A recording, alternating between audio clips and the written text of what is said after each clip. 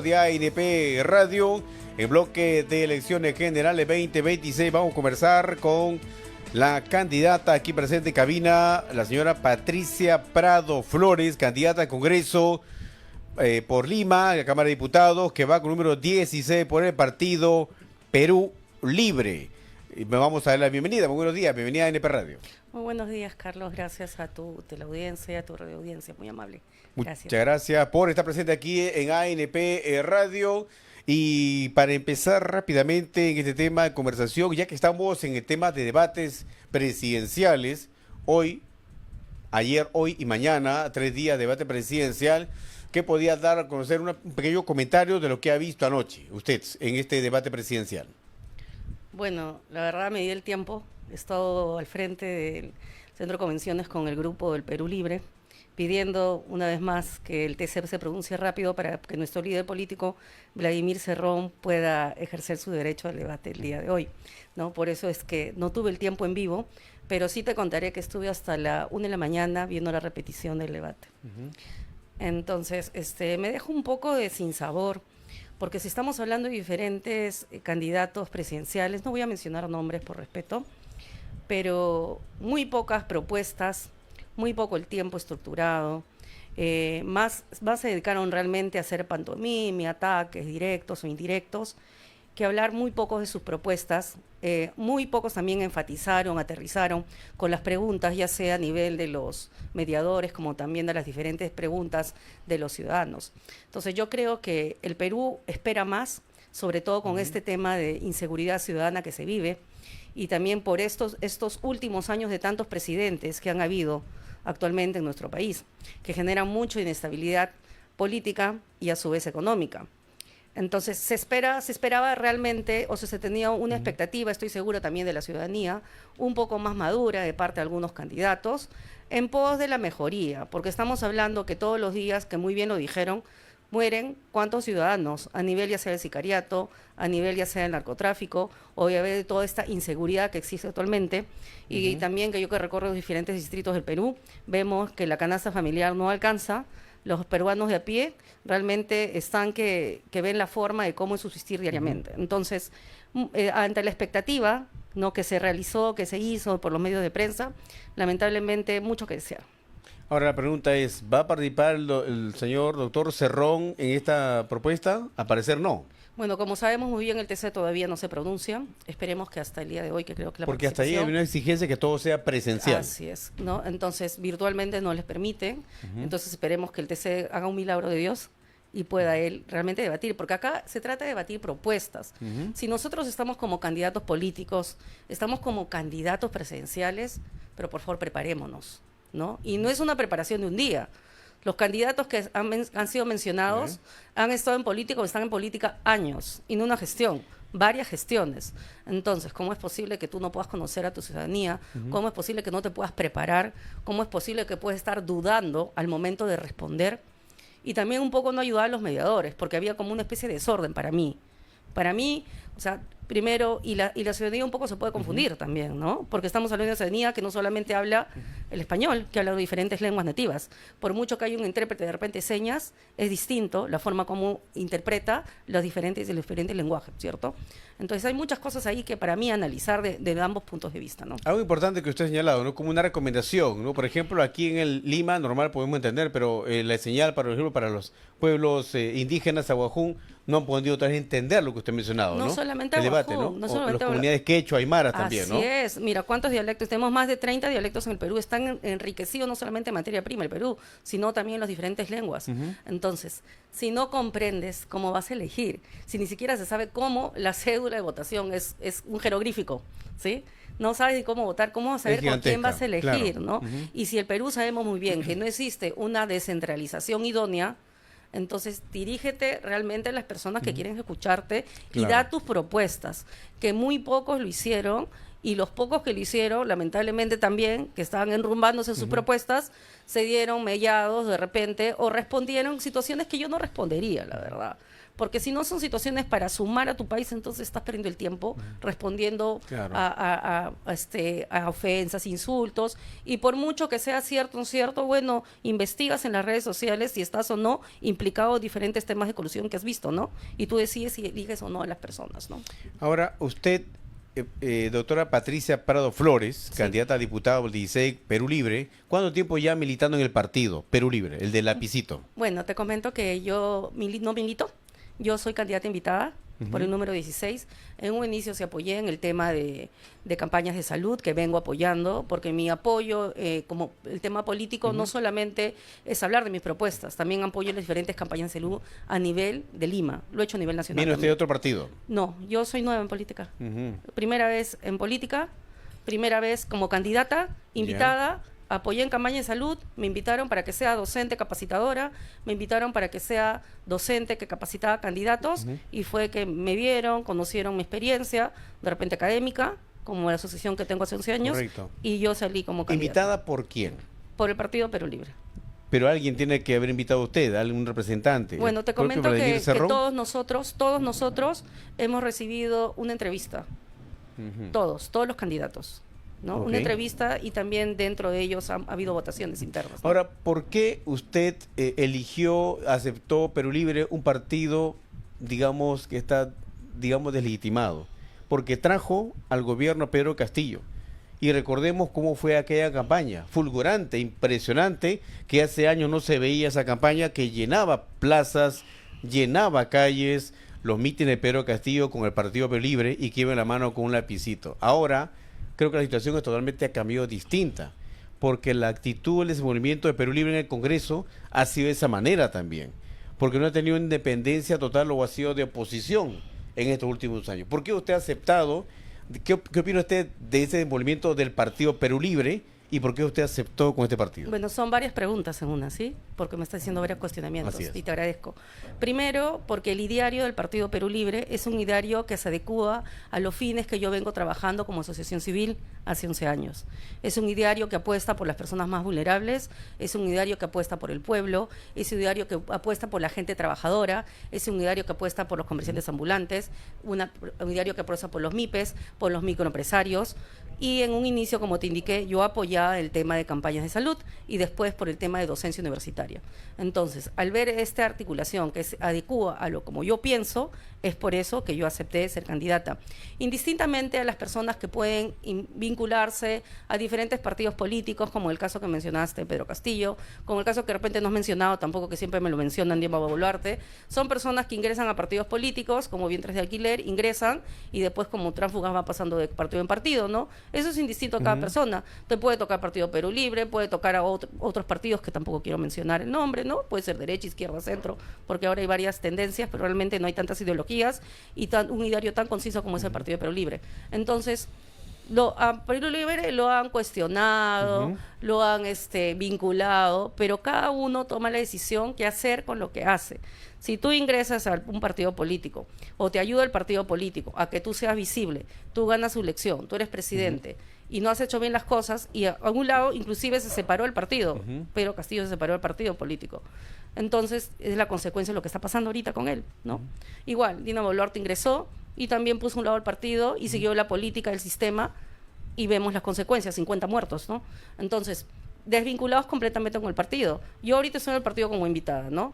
Yo ingreso, estoy con el partido, apoyo el partido, sigo los fines del ideario que sigo el partido, así como cada miembro del Partido Político Perú Libre, y ya la decisión de cada uno actuar como vea por conveniente, y también las consecuencias de tus actos, ¿no? Y eso vemos no solamente del Partido Perú Libre, que sea cuestionado, que sea victimizado, que sea perseguido el líder político y que sea atacado de todas las formas, es una situación. Sin embargo, yo te diría que hay muchos miembros, candidatos políticos, candidatos presidenciales de diferentes partidos políticos ahora que están cuestionados y sin embargo están sin ser juzgados, sin ser que tengan hasta sentencias de repente, o están archivadas, Claro. ¿no? Entonces, miremos a las claro. personas con la misma vara. ¿no? No satanicemos a una persona o a un partido político. Pero qué miremos lamentable con la misma vara panorama, todos. ¿no? Porque este panorama, esto se le ofrece al electorado peruano, a todos los electores de Perú. Este tipo de candidaturas que hay, tanto del señor Vladimir Cerrón, que está, digamos, fugado, que tiene orden de captura para una prisión preventiva, y él optó por la clandestinidad, y lo que usted menciona, que otras candidaturas también tienen diferentes sentencias, tienen un tipo de antecedentes. Le preguntaba la segunda pregunta, es la siguiente. Sí, claro. Es sobre el tema y la actitud que ha tenido Perú Libre en el Congreso de la República, que está sentado ahí en la mesa electiva juntamente con el fujimorismo, Mira, que debería ser parte de la oposición. Yo, la verdad, felicito actualmente a Perú Libre porque hace unas semanas sacó una ley de casi determinado. Si no sabe la población, lo sabe. Hace unos días, los cesantes jubilados también, a través de Perú Libre. Felicito a Perú Libre con todos los cuestionamientos que indican, porque cuando uno entra al Congreso, uno tiene que hacer colisiones, tiene que hacer quórum, conversar con las personas. Tú no puedes ingresar y pretender no hablar con las personas cuando tú quieres un fin, ayudar a la ciudadanía, y es lo que está haciendo. Felicito también al Partido Perú Libre, que ha creado 14 universidades, institutos a nivel nacional, que esperemos que los gobiernos de turno lo apliquen y ejecuten el presupuesto correspondiente para que estas universidades gratuitas sean para los jóvenes y para que no se vayan a delincuencia. Entonces, uno ve las cosas negativas, pero no ve la situación con la cual uno tiene que hacer para avanzar. Y también espero que el actual Congreso, por favor, el proyecto de ley que he presentado 12572, que es un proyecto para prevenir el cáncer en las mujeres peruanas, que está en la Comisión de Salud, las instancias correspondientes, los congresistas correspondientes, de una vez, por favor, se haga una ley, porque es un proyecto que hemos trabajado en conjunto con otros profesionales, indistintamente del partido político. Bueno, es un balance que hace usted en el Congreso de la República, pero la actitud política que ha tenido el partido Perú Libre. Como te digo, la actitud... Inclusive la bancada se ha demorado, ¿no? Otros seguido otras bancadas, han renunciado. ¿Cuántos son los peruanos que quedan? Porque era una bancada numerosa cuando recién ingresó y salió elegido Pedro Castillo. Mira, yo veo candidatos presidenciales que están en un partido de izquierda y después veo que se pasan uno de derecha. Y ahorita lo vemos, ¿sí? O veo unos que forman su nuevo partido político y después cambian de logo, o uno veo que son tránsfugas. Entonces, eso es del ser humano y de las personas que ingresan a un partido político y que paran pasándose. Yo no sé por qué se cuestiona, se persigue solamente y se mira con una lupa Perú Libre. Algo bueno debemos estar haciendo, ¿no? Como te digo, las universidades, el tema de la ONP. Ahorita la congresista Kelly Portalatino también está sacando un tema de lo de la ONP, así que estemos atentos, si no es que el proyecto de ley sea aprobado. Entonces, miremos lo positivo, no satanicemos y persigamos a un partido político que lo único que está haciendo es pensar en el pueblo. Por eso es que yo, como candidata invitada, acepté, porque el ideario es consecuente con las acciones que está realizando, no con las palabras que hemos visto ayer, que tampoco son buenas, de la mayoría de los candidatos políticos, ¿no? Deberían de prepararse más. Entonces yo les invito, de repente quisieran ser capacitados por mí, para que puedan ser capacitados, o por un grupo, te cuento, de mucha gente calificada que existe en el Partido Perú Libre, con un líder que es doctor, que es magíster, que es especialista, una plancha presidencial, que también tenemos una doctora en educación, un doctor también en derecho y magíster, y así sucesivamente. Yo te quisiera, por favor, que investigues la hoja de vida de cada uno de los candidatos y también el nivel académico, y te vas a sorprender el nivel de respuesta que tienen y de análisis pensando en la población. Entonces, eso se debería calificar, ¿no? ¿Cómo están académicamente? Porque muchas personas que llegan al poder o están de candidatos presidenciales, se cuestiona el tema económico. ¿Cómo está su balance económico? ¿Cómo han entendido estos ingresos económicos? Y sin embargo, tú vas a ver que nosotros somos gente común, gente de a pie, que ven como lo que ganamos es lo que hacemos en nuestras campañas políticas. Y si hablamos del tema de la OMPE, cuando nos indicaron cuánto teníamos, también un monto irrisorio. No tenemos paneles grandes por toda la ciudad. Y da la casualidad que los paneles grandes son también de candidatos que están ahorita en gestión local o regional o a nivel nacional. Nosotros no lo tenemos. Tenemos los banners que nos permite la ciudadanía y que nos apoyan para que coloquemos. Entonces, fijémonos en esas cosas. Pero sí recibió una ingente cantidad de dinero de la franja electoral, casi 7 millones de soles, el Partido Perú Creo que el Libre. monto que tú me estás hablando es de la época antes, ¿no? Cuando ingresaron todos, en esta campaña. ¿no? Entonces, tú tendrías que preguntar a la persona que ve el tema del dinero, que no soy yo, qué está haciendo con el tema de dinero presupuestal para la franja electoral. ¿Mm? No tiene conocimiento de nada. No, de ello. no, porque yo soy una candidata invitada y yo no estoy como dirigente, yo no estoy ni como presidente del partido, ni estoy como presidente ni de Lima, ni en distrito, secretaria general, nada. Soy candidata invitada. Simplemente, es decir, usted está aislada del partido. No, es estoy como una dentro del burbujita partido. dentro de todas las candidaturas. No, no soy una burbujita, pero me estás preguntando cosas que yo no conozco. Entonces yo no me voy a atrever a decir datos y tampoco direccionar situaciones que no conozco.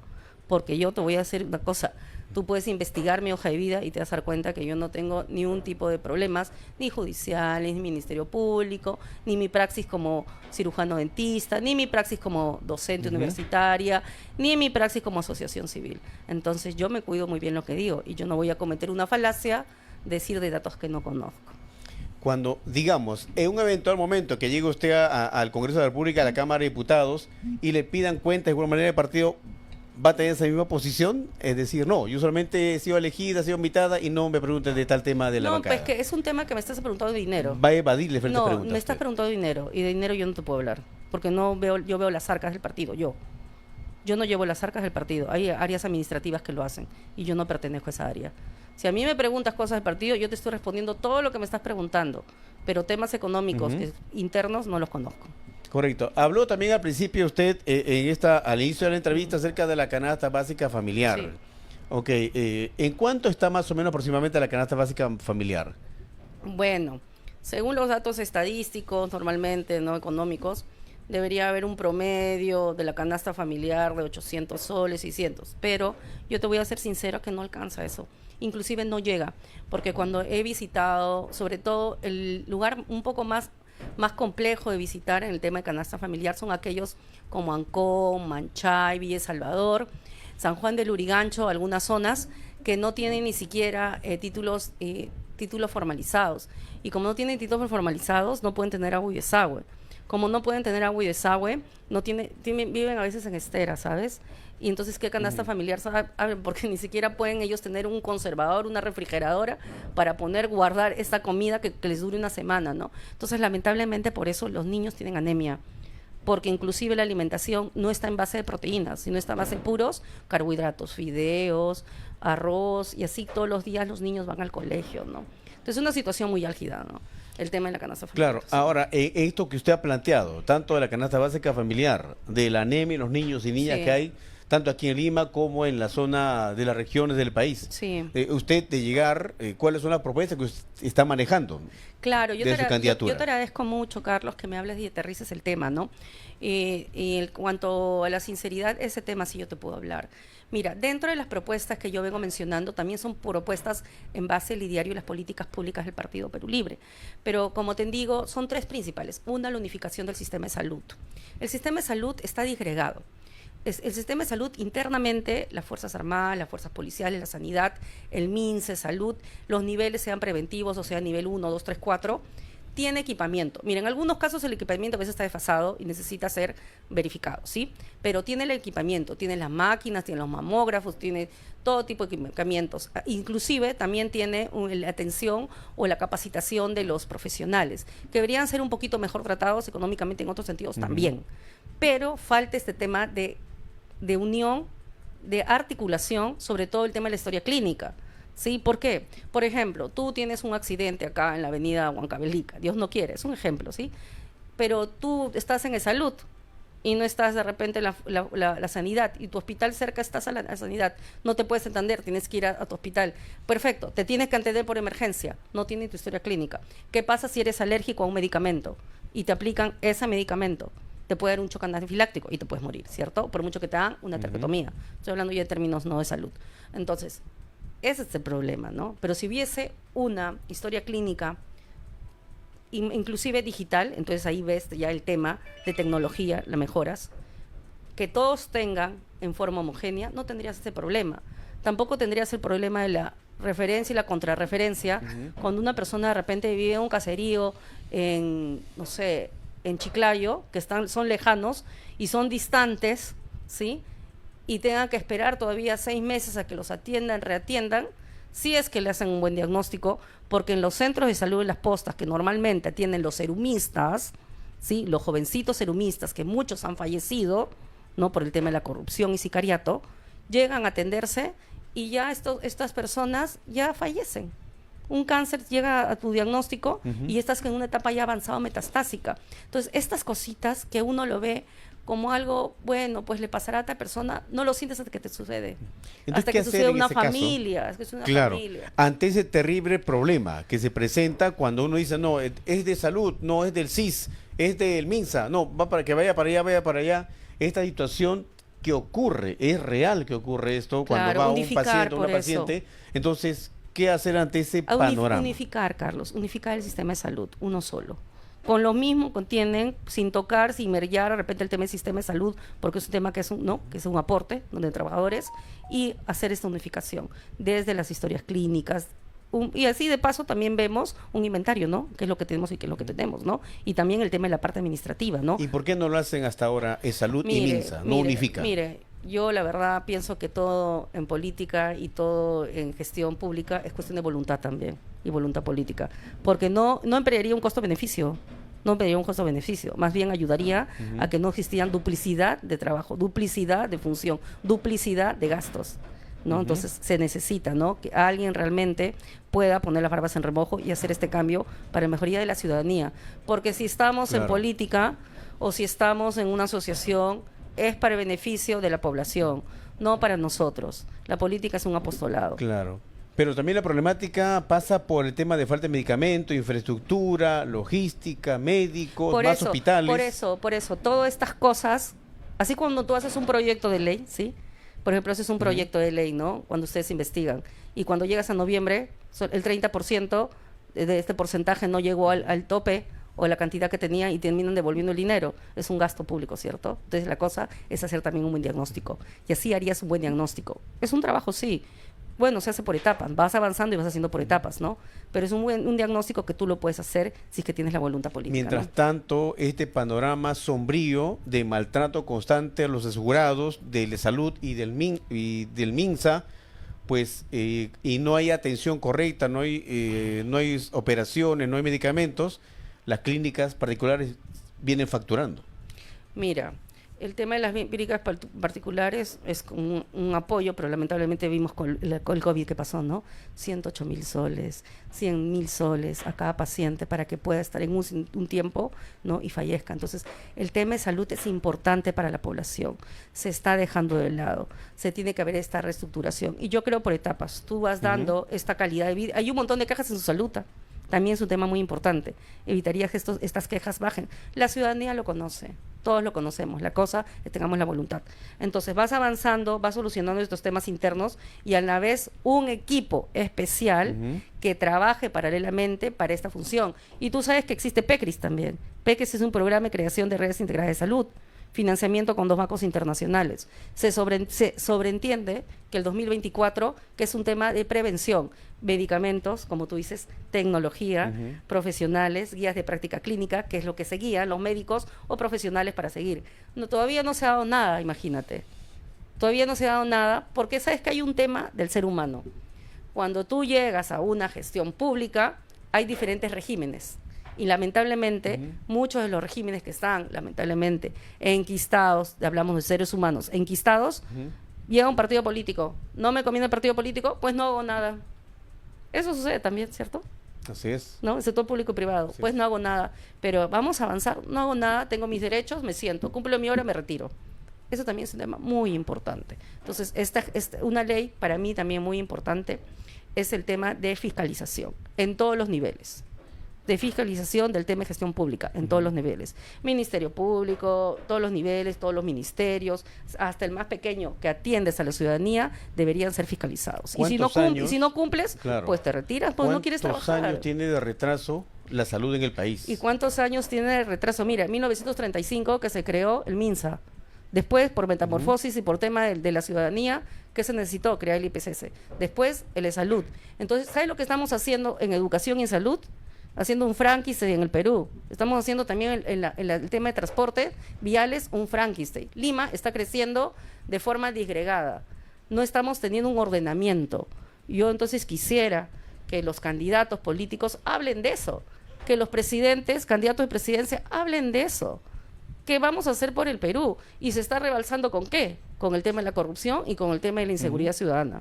Entonces, todo lo tenemos claro. ¿Y quiénes nos perjudica? No nos perjudicamos los que somos grandes empresarios, Claro. sino los peruanos de pie, como tú, como yo, que de repente queremos levantar, por ejemplo, mejorar tu medio de prensa que es tan bonito y hacerlo más bonito, de repente que tú das más beneficios, con mi segunda propuesta, que es economía popular de mercado, para ayudar a los comerciantes ambulantes, microempresarios, a los pymes, a los taxistas, a que puedan tener un tipo de economía y financiamiento de créditos a costo bajo, costo cero.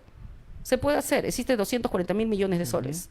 Entonces, Préstamos. Préstamos, claro, y préstamos para que tú puedas financiar y que también puedas tener un periodo de gracia para, ¿y sabes para qué? Porque normalmente, ¿por qué crees que existe 70% de informales en el Perú?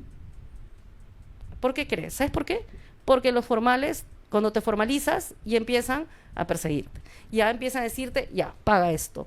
Ni siquiera esperan tus 6 meses, que normalmente una empresa esperas a que se reactive o no. Porque he visto muchos candidatos políticos que hablan de empresa, pero para ellos. Pero no hablan para los microempresarios, no hablan para los comerciantes ambulantes, a los comunes, como yo y como tú, como los peruanos. ¿Podría ser importante lo que usted menciona de este alcance a ayuda económica, un crédito, digamos, con poca exigencia para las personas que usted ha mencionado, los diferentes sectores y trabajadores? Para todos con los comunes. ¿Cuáles serían en todo caso los pros y los beneficios de esta iniciativa que usted daría desde el Congreso de la República? Mira, primero, estamos viendo el tema, no estamos viendo el tema de repotenciar al peruano común.